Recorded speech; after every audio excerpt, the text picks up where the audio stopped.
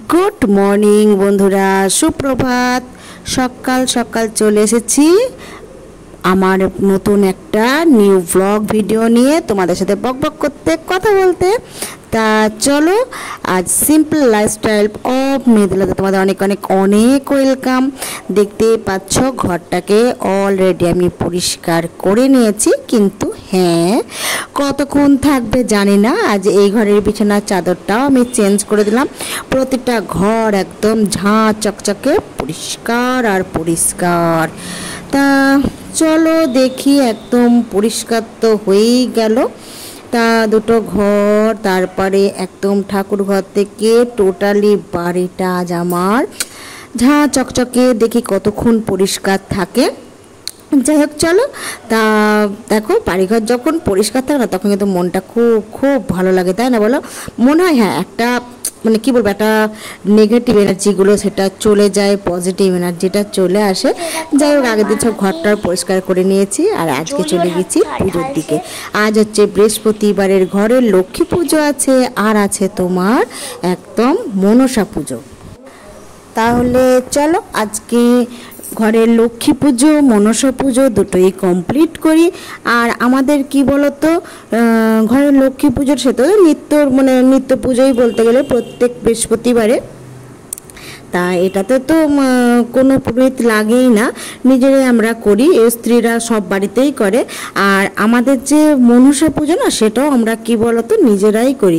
অনেক বাড়িতে আছে যেমন পুরোহিত দিয়ে করে, কিন্তু কি বলতো আমার এই শ্বশুর বাড়িতে আমার শাশুড়ি মা বা সবাই দেখি নিজেরাই করে, তাই জন্য আমাকেও নিজেই করতে হয়।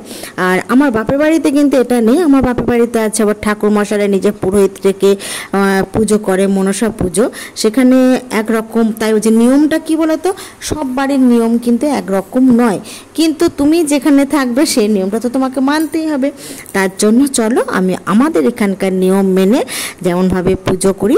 তাহলে চলো, যেমন লক্ষ্মী পুজো কি বলতো আমার বাপের বাড়িতে নেই, এইরকম ঘট পেতে প্রত্যেক বৃহস্পতিবার করে লক্ষ্মী পুজো আমাদের বাড়িতে নেই, কিন্তু আমার শ্বশুর বাড়িতে আছে। তাহলে চলো ঝটপট একদম সুন্দর করে লক্ষ্মী পুজোটা করে নিই। আর লক্ষ্মী পুজো ঘরের পুজো সেরেই আমি যাব আমার বাইরের মনসা পুজো করতে। তাহলে চলো তোমরা দেখতে থাকো, আশা করি তোমাদের খুব খুব ভালো লাগবে।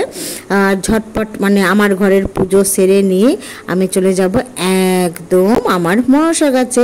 তা চলো, কোথায় মনসা পুজো করলাম, কোথায় কেমনভাবে করলাম, তা নিশ্চয়ই তোমাদের দেখার ইচ্ছাও আছে। চলো তাহলে ঝটপট ঘরের পুজোটা সেরে নিই একদম চলে যাব মনসা পুজোয়। আর এইগুলো কি বলতো, এই যে এত ফুল না আমাদের কিন্তু বলতে নেই, যেমন টাউনে মনে করো সবাই অনেকে কেনে, তো টাউনে তো ফুল গাছ খুবই কম বলতে গেলে। তাও এখন ভালোই অনেকে টবে বা কিছুতে যতটাই পারে গাছ লাগানোর চেষ্টা করে। তাও আমাদের এই গ্রাম্য সাইডে কি বলতো প্রচুর ফুল পাওয়া যায়। মানে ফুলটা আমাদের নিত্যদিনের ফুল বলতে গেলে, পুজোর ফুল আমাদের কিনতেই হয় না, কেননা বেলপাতা থেকে তুলসী পাতা থেকে ফুল, সাদা ফুল, লাল ফুল, মানে যত রকমের ফুল আমরা সেটা বাড়িতেই পেয়ে যাই। তার জন্য কেন জানোই আমাদের বাড়িতে অনেক অনেক অনেক গাছ আছে, সেই ফুল গাছের থেকে ফুলটা পেয়ে যাই। আমাদের অন্তত পুজো কটার সময় ফুলটা কিনতে হয় না। হ্যাঁ, ফুল কিনতে হয়, গাঁদার মালাটা কিনতে হয়, যখন গাঁদা ফুলটা লাগে তখন আমাদের কিনতে হয়। তারপরে দেখো ঘরের পুজো করেই চলে এসেছি একদম বাইরে মনসা পুজো করতে। আর প্রচণ্ড খাঁ রোদ এইখানটা, মানে বিশ্বাস করো, মানে আমার এই তুলসী তলার এখানে আছে, এখানেই মন্দির আমি এটা পুঁতেছি মনসা গাছটা। আর এই দেখো সেই মনসা গাছ, যেটা আমাদের আজকে ফার্স্ট দশহরা, সেই দশহরা থেকে এখন প্রতিটা একটা মাস আমাদের টানা পুজো হবে।